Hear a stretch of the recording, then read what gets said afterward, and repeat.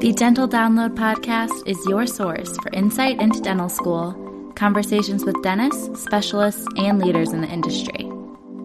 With new episodes every Monday morning, I'm your host, Haley Schultz. Let's get into this week's episode.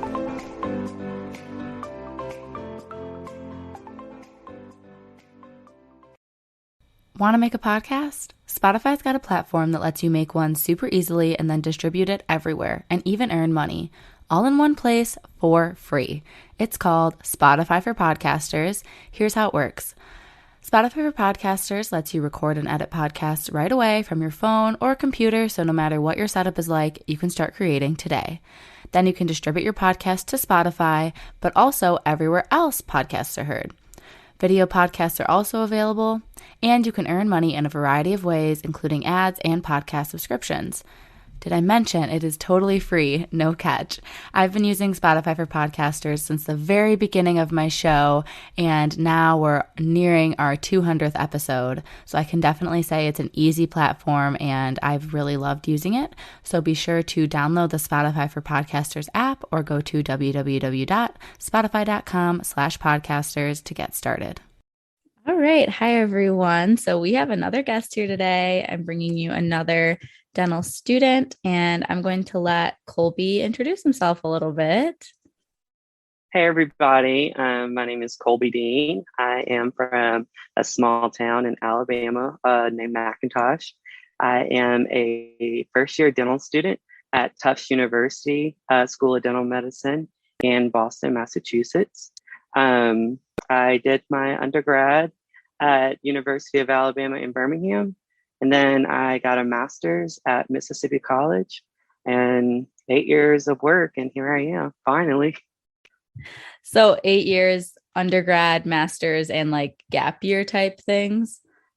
Yeah. So okay. I kind of had I guess you could say a year and a half gap year, and then 5 years undergrad, and then like a year and a half of master's. I think that math adds up to 8 years. Yeah. Well, cool. Do you want to walk us through just like, when did you know you wanted to be a dentist? What kind of steps did you have to take to get there? How did your timeline work? Yeah. So you ask anyone from my childhood or from my town, I've always said I wanted to be a dentist. Like from kindergarten on up, dentist. I've loved going to the dentist. My dentists were great. And it was just really the only thing that's ever stuck out to me. My mom is a nurse. My sister's a nurse. My brother's a nurse. I've been surrounded by a bunch of nurses, and you would have thought I'd have been a nurse, but that is just absolutely not what I wanted to do. And dentistry has always stuck out to me. And I never really knew why. And I guess I kind of developed a why just as I was growing up. I am Native American. I'm a member of the Mowal Band of Choctaw Indians in South Alabama. And a huge part of like my culture is always giving back to our people. And I kind of looked around in high school and even like early on in undergrad when I didn't really understand why I wanted to be a dentist. And I started thinking, I was like, a lot of people in my tribe, like they don't want to smile because they're not terrified, they're embarrassed. So they'll put their hands over their mouth, or if they laugh, they'll put their hands over their mouth. And a lot of times when I said I wanted to be a dentist, I would have many people like walk up to me, hey, do you know like what I should do about this? Or I have this pain going on. And I was like, I really don't know. So I saw a need in my tribe specifically and in my area for oral health care. And it was at that point I was like, oh, so this is why I want to be a dentist. This is my calling and this is my passion. And they've supported me the entire time. I moved from my small town near Mobile, Alabama, up to Birmingham. And that was one of my first big moves, I guess you could say. I'm going from a small town to what is the biggest city in Alabama. And I stayed there for 5 years. And the first 4 years, I got my degree in healthcare management and a minor in chemistry, which was tough to get there. I made it, but barely. I wasn't like a 4.0 student. I barely kept a 3.1, 3.2. And that was only because of my healthcare management classes. My science GPA was probably, I think I calculated it at like a 2.6 maybe. So I never was just the top tier student. I barely scraped by. I was that average student. Um, and then once I graduated, I came back home. I was still in the application process. And at this point, it was my second application process. The first time I had been denied, and I knew I was going to get denied, but it was one of those, I have nothing to lose moments. Second time, I retook the DAT and I got a higher score. And I mean, I'm not afraid to talk about it. I got a 17 the first time and an 18 the second time. And I did that right before I moved home and submitted my application. And I got denied again from everybody. I applied for a master's at my undergraduate institution, UAB, did the interview, got denied for it. And so I was just kind of, upset. I didn't know why I was getting denied all the time. I was like, why? So I reached out to some mentors and my family and my friends who all support me in my tribe. And the consensus that we came to is I needed a master's because my grades just weren't good enough. So then I was like, well, I guess I'm moving to Clinton, Mississippi. It is a small, small town, and the university is very small as well, private Christian university. And so I moved to Clinton, Mississippi, a small university out in the middle of nowhere. And I got my master's there, and it was super hard, very hard. So with that, we had to do like some medical school and dental school level courses. So I did medical physiology, I did histology, and my last semester there, I did full body gross anatomy. So we did full body dissections, along with other elective courses that were helpful, like microbiology, biochem, food and water microbiology. So all of these classes, it helped to prove to myself that I could do it and I could get in because, doubt starts to creep into your mind saying you're not good enough. You're not going to be able to handle the rigor of dental school. But I proved to myself that I could do it because I came out with a 3.75 GPA. I was pushed to my limits. And I got to dental school finally because of that program. And I wouldn't like to say I'm breezing through gross anatomy right now, but I'm doing fairly well at managing the material and everything because I've seen it before. So that's my story, and that's why I'm here, or how I got here, I guess. Yeah. Wow. Well, congrats on getting in and all the hard work that you put in.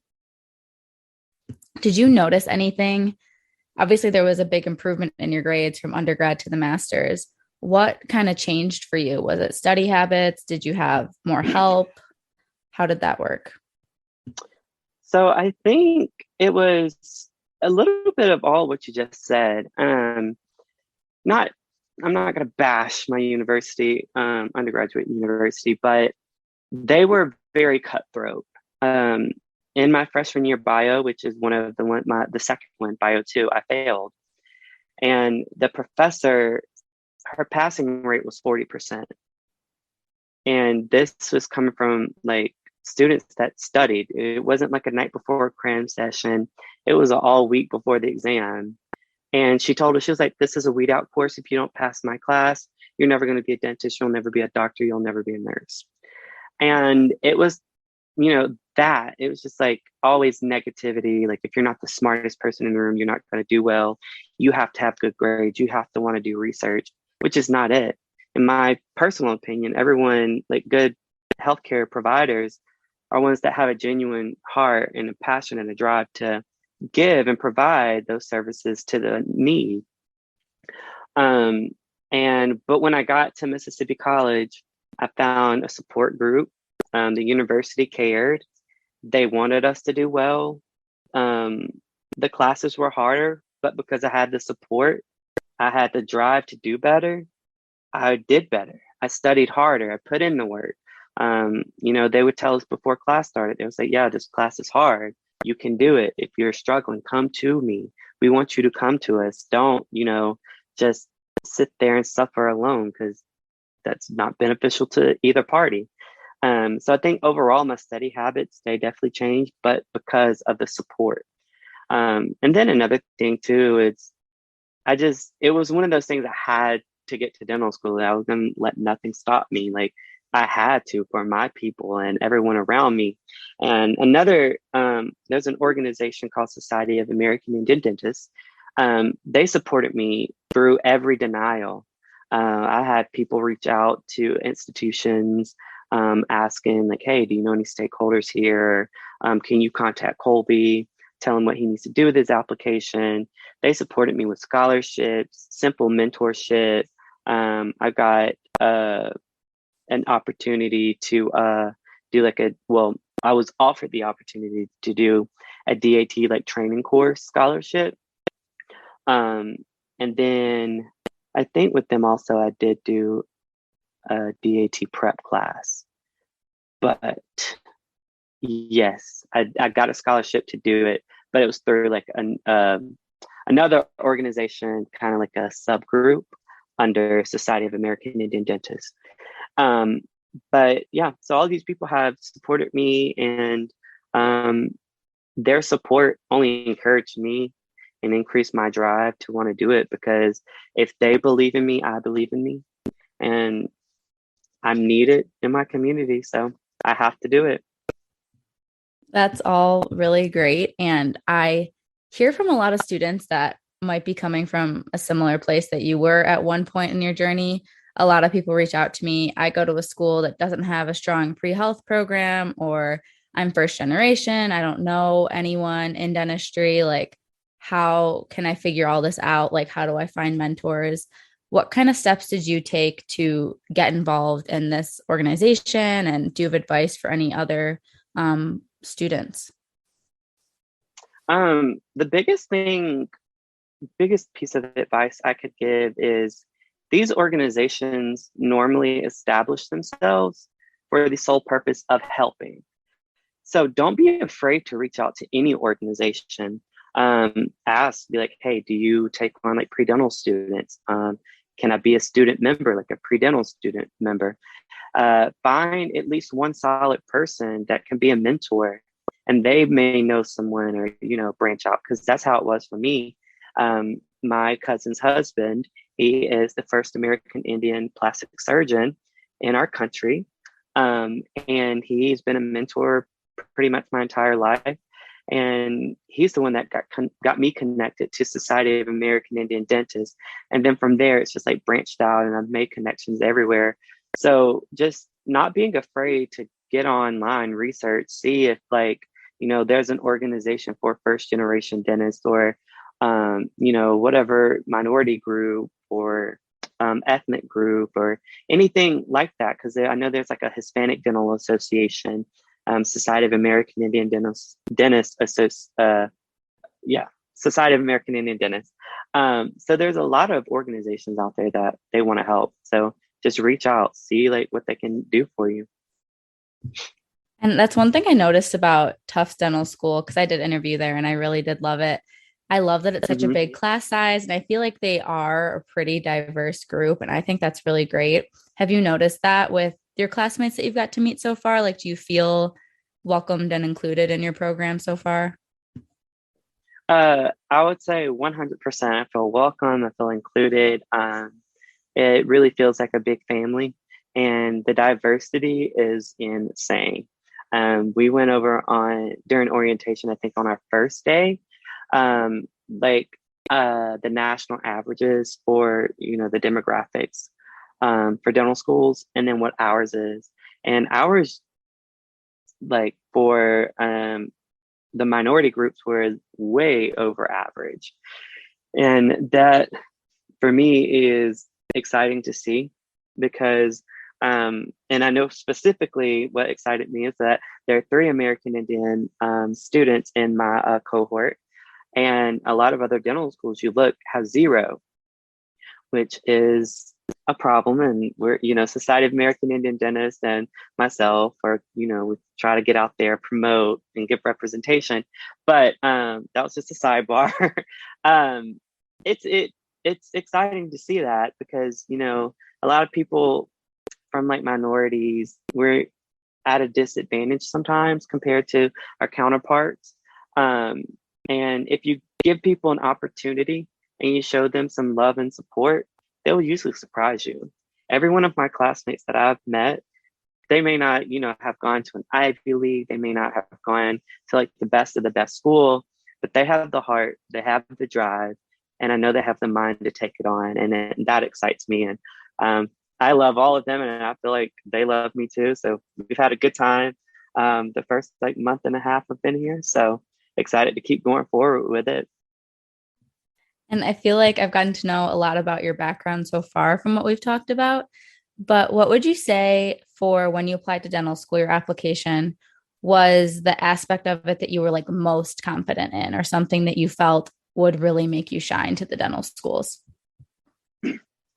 Um, I always tell people like your application it's all about balancing out. So my grades weren't great. However, my personal statement I thought was, a home run. I thought I hit it out the park. So that one I was very confident in. Service, volunteer, that for me was one of my strong suits.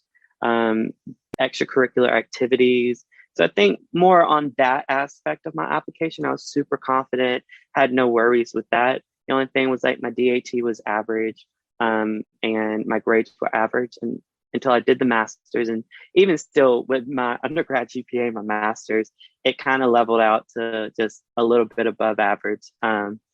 But to all the people out there that may not have the best GPA or the best DAT, there are schools out there and around the country that are looking for people that have a drive, that have the volunteering and giving back mentality. And just keep your grades that if it's average, that they're looking for you. You are for that school. And I know Tufts is one of the universities kind of like that. They're very big on service. They obviously want you to have a good DAT and good GPA, but they're very big on service. So look for those schools that are focusing in on service. Look at their mission statements. Look at their vision statements, because sometimes the vision of where they want to go in the future, that that could include you. You could help them propel them into their vision. Is that something you did when you were picking like your list of schools you applied to? Did you kind of research what they were all about, look at average statistics, or did you apply based on location, or like what were the factors you were considering? So for applying to dental schools, I looked at location because I wanted to stay in the South. I did not want to deal with the cold weather, the cold winters. However, I ended up in Boston, so I don't know how that happened, but I looked at location, and 100% I looked at their missions. And whenever I looked at their mission statement, if it said something about service, I dug a little bit deeper, because sometimes institutions will say they're about service, but it's all talk, no action. And so I kind of looked into like how they give back to the communities, what opportunities do dental students have to give back in their organizations. And then also I looked at demographics. Demographics was huge for me because I wanted diversity. So those are pretty much the three factors that I personally looked at. And I think Tufts didn't check off the location, but it definitely, marked off the other two. Yeah, definitely. I mean, I really love Tufts. I think you're going to have a great 4 years there. I know you're just getting started and everything. Another thing I want to ask about the application process and everything. You went through virtual interviews, right, for all your schools? Mhm. Okay. Because back when I interviewed, it was still pre-COVID, so I got to go in person and everything. Do you have advice for like Zoom or virtual interviews for people? Oof. Um, Best advice I can give is, to just kind of get rid in your head, like get rid of it, thinking that it's a screen, it's virtual. Just act like you're in person. Act like you're FaceTiming a friend. I know I say that, but I'm always nervous too. Um, but just kind of get rid of it, thinking that like it's going to be harder because it's virtual. Take all the aspects of a virtual interview, the negative parts, and try to just see the positives of it. I mean, a lot of us wanted to wear cozy pants, so we wore cozy pants and just look nice from waist up. So I guess I mean, there's not really much good advice I can give because I'm just pretty confident when it comes to being on screen. But I guess that's the best thing I can say is just like get rid of the negativity. Just act like you're talking with a friend. Did you find that your, I guess, confidence with public speaking that I can tell that you have, is that just like naturally your personality, or did you have different like jobs or involvements growing up that kind of brought that out of you? Um, I guess you could say I have a lot of like customer service from like my jobs in undergrad, but I think one of the bigger things would be my mom and my dad. So my mom and my dad, they are big pillars in the community. So everyone would always come to my dad to get stuff their cars worked on because he was a mechanic and he worked out of town doing construction. Um, so I was always interacting with a lot of people from the community because of him. My mom, she is a nurse. She currently sits on four different boards. She's a councilwoman for our tribe. She is a councilwoman for on the board of directors, I think is what they call it, for the county hospital. She's an elder in the church, I guess you can call her that now. If you're listening, Mom, you're not old. You're just getting on up there. But you know, seeing all those, and then my grandfather was chief of our tribe back in the early 80s. So I've kind of just been exposed to a lot of people and having very strong-headed, leveled, outspoken, confident figures in my life. And so it's just kind of like passed on down to me. Um, and I guess too, I just had to get out of my comfort zone with being one of the first dentists in my tribe. And it's me and another girl at LSU Dental School, Celine. So we would be the first two in our tribe. So we kind of just had to, you know, take that on and be more confident and being able to talk to people. And it seems like your role models are obviously coming from a lot of different organizations and your community. Is there ways that you're planning to get involved in dental school that you're looking forward to? Or are you thinking more like do the school and then kind of keep your current outside communities, if that makes sense? I'm definitely planning on getting involved. I couldn't be me if I didn't. Um, since there is a growing population of American Indians in our school, there's not an organization at Tufts um, for American Indians. So I'm thinking about possibly starting that. And then I do plan to join ASDA. I know you work with ASDA. I'm going to Yes. ASDA meeting tonight. SNDA, I plan to join. I think I want to specialize in oral surgery, so I'm probably going to join their organization here. Some outreach programs and doing some volunteer work and everything. So I'll definitely have a full plate, but I have to have a full plate or I fall behind. Yeah, I definitely relate to you there. I love being busy and being involved in stuff. So we're similar in that way. So you mentioned oral surgery. That was going to be kind of my last question before we wrap up. Like, what, as of now, you're literally just getting started, but what's kind of your long-term goals for dentistry and for life in general? So I'm still trying to decide. I've always said I wanted to do cosmetic dentistry, but over like the past year, and I know this is weird, but doing like gross anatomy dissections, I just, kind of like being more involved and like having the scalpel and doing more things. But I've also not gotten to clinic yet, so that may change. But either way, if I do oral surgery or if I just do general dentistry and don't do a residency, then I'll probably go do like the cosmetic dentistry route. But either way, either route I go, I do want to start a nonprofit for trying to give free healthcare out in my area or wherever I am. I volunteered with an organization back in Birmingham called Cahaba Valley Healthcare, and that was their mission, and that's what they did. They provided free healthcare, and it kind of just inspired me that if they can do it, then I can do it, and I can start it, and maybe get grants to help out, but kind of take it bigger, go nationally with it if I can. But start small in my tribe, in my community, and then go from there. That's awesome. So you do have interest in going back to Alabama, probably. You'll see. At some point, maybe, yeah. Maybe, Definitely yeah. want to travel around, but I'll Yeah. more than likely I'll end up back in Alabama or somewhere close, Florida. Yeah. Somewhere without crazy winters like Boston. It won't, That's for sure. yeah, it won't be so bad. I mean, I've always had winter, but I love winter. So maybe you'll end up loving it. Who knows? I love summer. I love the beaches. So doubtful. Well, at least you got to move there in the summer. So it was a little bit of a smoother transition, weather-wise, at least. For sure. So before we wrap up, I always like to kind of ask people for closing thoughts or like final words of wisdom for, in our case, I guess for this, it'll be pre-dental students. So do you have any closing thoughts?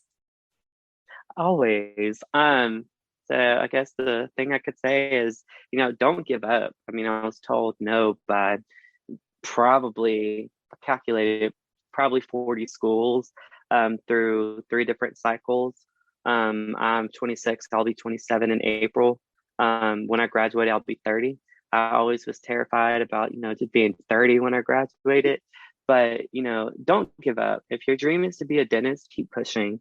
Reach out to anybody that you can. Like, reach out to a dentist that you're shadowing. Just don't give up. I don't care what it takes, get there. If your grades aren't good and you're finished with undergrad, go find a master's. If you need more service, there's always an organization looking for a volunteer. But I guess the biggest take home would be just don't give up. There's always someone out there that you can reach out to and lean on.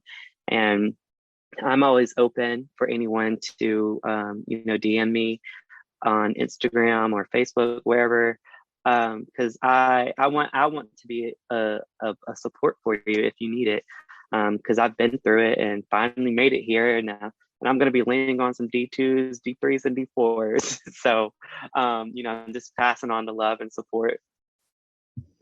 Thank you for that. And I will like tag you and everything when the episode goes up. But do you want to just say your Instagram for people if they want to type it in while they're listening? Yeah, so my Instagram, my dental school Instagram is going to be dentist_Dean, and my last name, that's D as in Delta, EAN. So check it out. I just made it like 2 weeks ago. Yeah. I'm still trying to post some more content and stuff on there. So, but give it a follow, talk to me. I always have my phone within 3 feet of me. It's right here. So, yeah. Yeah, I'm glad you made it because that's how we connected. So it's crazy how Yeah. many people I've gotten to meet because of like having a dental school Instagram page. It's pretty wild and it's been really great. So hopefully you also Shout out to have the a lot of fun with Instagram it. algorithm.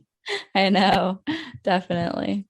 Okay, well, thank you so much for your time. I really, really appreciate it. And it was really fun Mhm. getting to know you. And I know this episode's going to help a lot of people. Absolutely. Thank you for having me and reaching out to be on here.